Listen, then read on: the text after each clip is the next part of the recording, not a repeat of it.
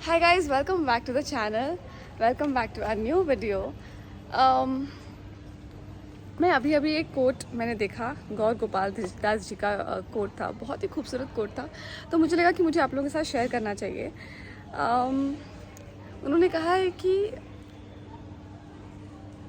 झुकने से अगर रिश्ते सुधर जाते हैं तो झुक जाओ, लेकिन अगर बार बार आपको ही झुकना पड़े तो रुक जाओ।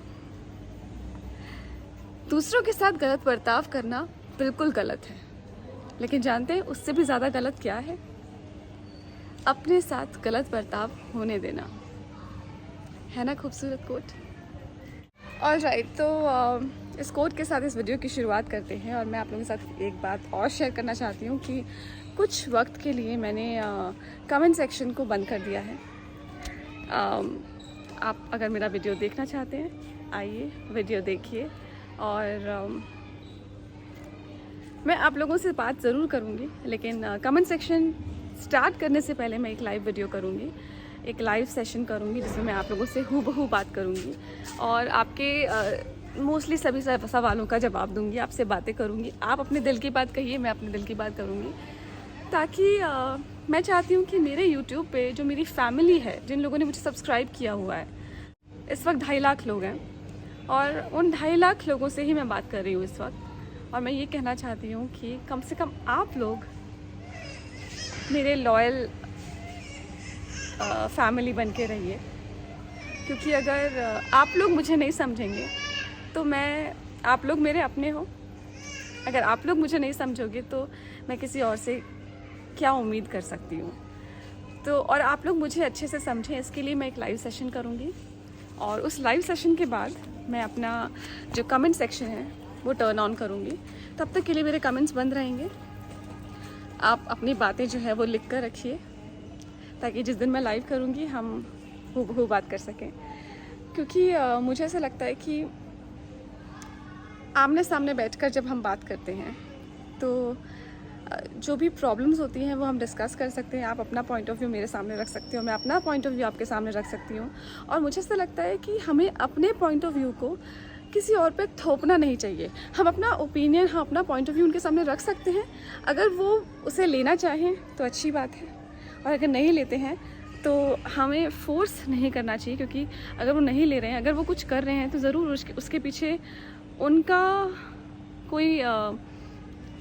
उनकी कोई मजबूरी होगी, या उन्होंने बहुत सोच समझ के वो फ़ैसला किया होगा। तो रिक्वेस्ट है कि आप अपने सजेशंस को किसी पर थोपे ना। आप अपने सजेशंस सही तरीके से उनके सामने रख सकते हैं। लेना ना लेना उनके ऊपर छोड़ दीजिए। जितना हो सके अपनी सोच को सकारात्मक रखिए। अगर कोई आपका पॉइंट ऑफ व्यू नहीं समझ रहा है, या आपकी दी हुई सलाह सुनकर उस पर आपको लगता है कि उस पर अमल नहीं कर रहा है, तो वो इंसान गलत नहीं है। उस इंसान का सोचने का अपना तरीका है। तो आप अपने अंदर थोड़ा एक्सेप्टेंस लाइए, और हर इंसान की इंडिविजुअलिटी पर उसका अधिकार है। हर इंसान को अपनी ज़िंदगी अपने हिसाब से जीने का अधिकार है। Right of privacy, right of speech सबको है, लेकिन किसी की ज़िंदगी पर आपका अधिकार नहीं हो सकता। इस बात को समझें। एक ही तो ज़िंदगी है यार, ये भी किसी और की हिसाब से जी लेंगे तो अपनी ज़िंदगी कब जिएंगे? अपने हिसाब से अपनी लाइफ कब जिएंगे? एक और बात मैं आप सबसे कहना चाहती हूँ कि आप जब किसी के लिए कुछ करते हैं तो एक अनकंडीशनल फीलिंग के साथ कीजिए। आपको बदले में कुछ चाहिए, या बदले में आप इसका या बाद में उसका हिसाब मांगेंगे, उस हिसाब से आप किसी के लिए कुछ मत कीजिए। अच्छे भाव के साथ आप किसी के लिए कुछ करते हैं तो वो कीजिए, क्योंकि अगर आप आगे जाके उसका हिसाब मांगेंगे तो वो जो आपने किया है ना, वो ज़ीरो हो जाएगा। इसलिए ये सोचकर कीजिए कि बदले में कुछ एक्सपेक्ट मत कीजिए, और आप जब एक्सपेक्ट नहीं करेंगे ना तो आपको उसका फल ज़रूर मिलेगा। तो इसीलिए जब आप किसी के लिए कुछ कर रहे हैं तो इसलिए कीजिए क्योंकि आप करना चाहते हैं, इसलिए नहीं कि आप इसके बदले में किसी से कुछ चाहते हैं। कुछ ही दिनों में एक नई ज़िंदगी की शुरुआत होने वाली है, तो सकारात्मक सोच और अच्छे विचारों के साथ करते हैं। आप में से जो कोई भी मेरे साथ चलने वाले हैं इस नए सफ़र में, खुशी खुशी आइए। अगर आप खुश रहेंगे तो अपने साथ वाले लोगों को खुश रख पाएंगे। तो अपनी खुशी देखिए और अपने आपके साथ जो लोग हैं उनको खुश रखिए।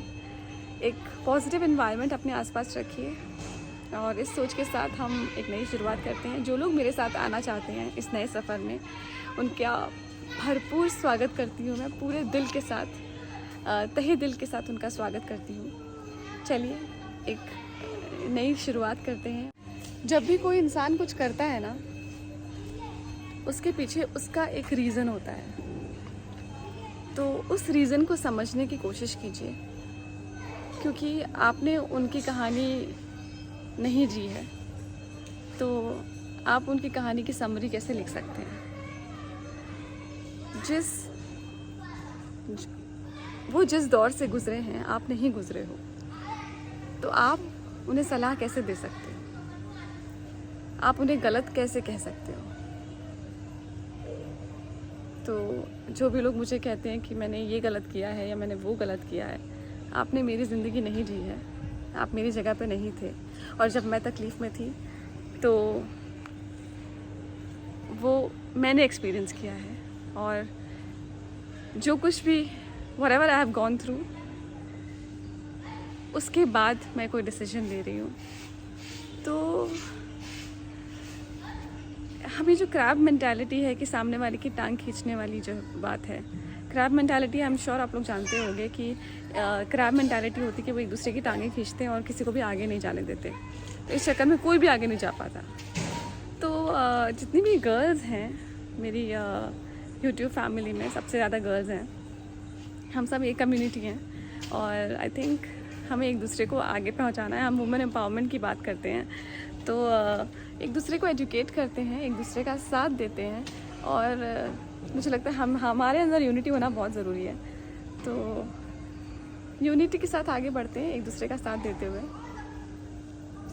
जो लोग बोलते हैं कि औरत औरत की दुश्मन होती है, इस बात को झूठा साबित कर देते हैं और दिखा देते हैं कि अगर आदमियों में यूनिटी होती है तो औरतों में उससे ज़्यादा यूनिटी होती है, क्योंकि औरतें जो है वो बहुत इमोशनल होती हैं, क्योंकि आदमियों से ज़्यादा हार्मोन्स उनके अंदर होते हैं, और औरत एक बहुत ही सहनशील, बहुत ही स्ट्रॉन्ग, बहुत ही औरत के अंदर जो गुण होते हैं ना, वो सृष्टि में किसी के अंदर नहीं है। तो आप भी एक औरत हैं, मैं भी एक औरत हूँ, तो क्या हमारे लिए एक दूसरे को समझना इतना मुश्किल है? खुद से पूछ के देखिए। सफ़र की बात कर रही थी और एक नई ज़िंदगी की शुरुआत की बात कर रही थी। कुछ ही दिनों में मुंबई जाने वाली हूँ। मुंबई जाके मुझे नए घर में शिफ्टिंग करनी है। जियाना के साथ मैं उस घर में शिफ्ट होने वाली हूँ। ये काफ़ी अलग फीलिंग है, ये काफ़ी इमोशनल मोमेंट है और काफ़ी मिक्स्ड फीलिंग है, लेकिन ये सही है, इसलिए डर नहीं लग रहा। काफ़ी सारे चैलेंजेस आएंगे, लेकिन हिम्मत है और जज्बे के साथ आगे बढ़ रही हूँ। और आप लोगों से एक रिक्वेस्ट करती हूँ कि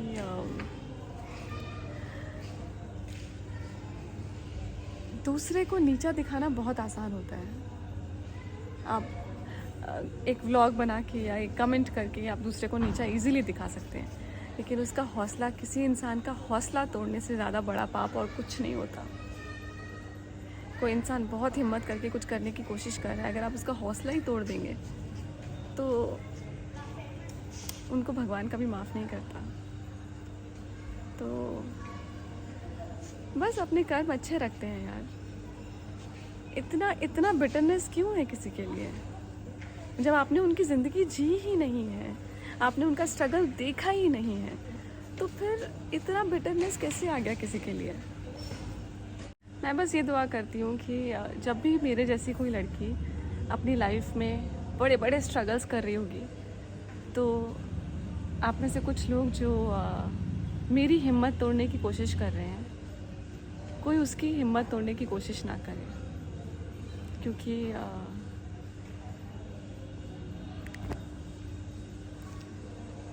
मैं ये मानती हूँ कि हौसला तोड़ने से बड़ा पाप और कुछ नहीं होता। अंत में मैं सिर्फ ये कहना चाहती हूँ कि ए ज़िंदगी, तू लाख नखरे दिखा, तुझसे इश्क है तो है।